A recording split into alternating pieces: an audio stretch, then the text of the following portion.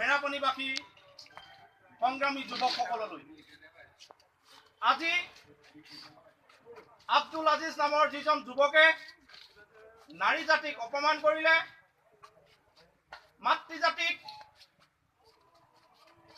বেশ্যালয়ত বিক্ৰী কৰিব লাগে বুলি যি অভব্য আচৰণ কৰি কথা ক'লে, এই কথা কোৱাৰ কাৰণে অপমান আমি পাইছো। সেইকাৰণে আজি আমি প্ৰতিবাদ কৰিবৰ কাৰণে গোলাঘাট জিলা বন্ধ কাৰ্যসূচী অহা কালিলৈ পালন কৰিব বিচাৰিছো। এই বন্ধত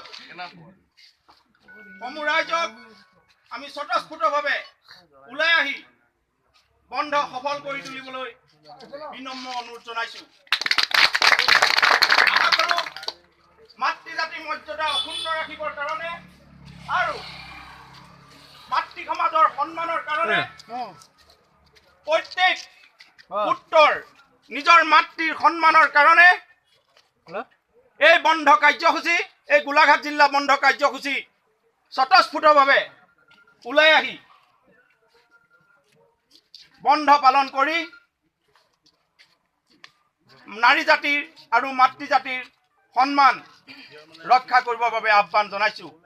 আমি আশা কৰিম সকলো ৰাইজে অহা কাইলৈ অনুসূচিত জাতি ছাত্ৰ সন্থাৰ তৰফৰ পৰা আহ্বান দিয়া গোলাঘাট জিলা বন্ধ স্বতঃস্ফূৰ্তভাৱে সকলো ৰাইজে পালন কৰিব। আমি আশা কৰিম কোনেও যাতে এই বন্ধ পালন কৰাত অকণো অৱহেলা নকৰে, কাৰণ ইয়াত নিজৰে মাতৃৰ অস্তিত্বৰ কথা আছে। সকলোলৈকে পুনৰ এই বন্ধ সফল কৰি তোলাৰ বিনম্ৰ অনুৰোধ ৰাখি সংগ্ৰামী অভিনন্দন জনাই মোৰ বক্তব্য সামৰণি মাৰিছো। ধন্যবাদ। ইনকলাব জিন্দাবাদ, ইনকলাব জিন্দাবাদ, ইনকলাব জিন্দাবাদ। আমাৰ মাৰ সন্মান ৰাখিবই লাগিব।